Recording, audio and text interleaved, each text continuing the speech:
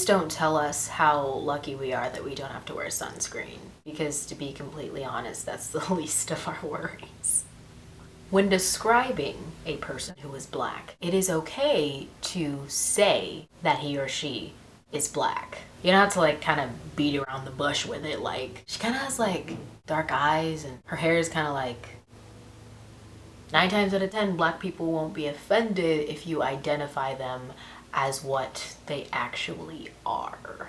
Please don't use the I have black friends and extended family card to prove that you're not racist. If you're not racist, you shouldn't have to prove it. Don't ever refer to a black person as basically white because he or she is articulate, successful, and/or intelligent. Those qualities aren't specific only to the Caucasian race. You have to realize that though you may have the best of intentions in making sure that your African American friends feel comfortable in situations where they might feel a little bit singled out, you have to realize that sometimes your attempts to make them feel comfortable can actually make them feel isolated. I'll give a very specific example. In one of my film classes a couple semesters ago, we were going to watch Birth of a Nation, which if you haven't heard of it is probably one of the most racist films ever. Mind you, I'm the only black person in the class. But I get an email from my professor the day before we're gonna watch the movie in class, specifically to me. It's not an email addressed to the entire class. Basically, in so many words, my professor says, we're gonna watch this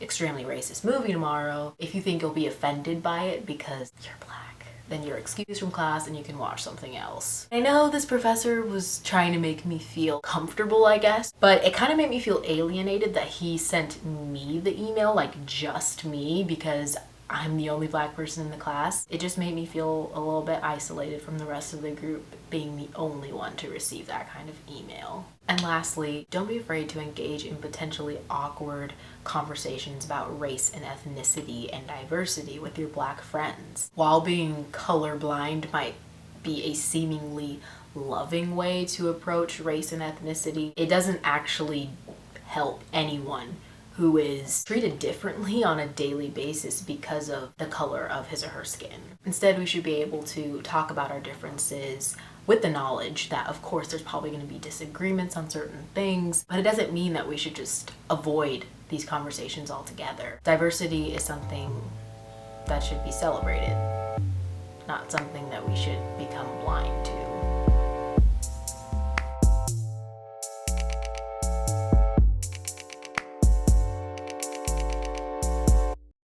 Let's play How Many Books Do You Think Celeste's camera is propped up on top of in the comment section below. Winner gets nothing.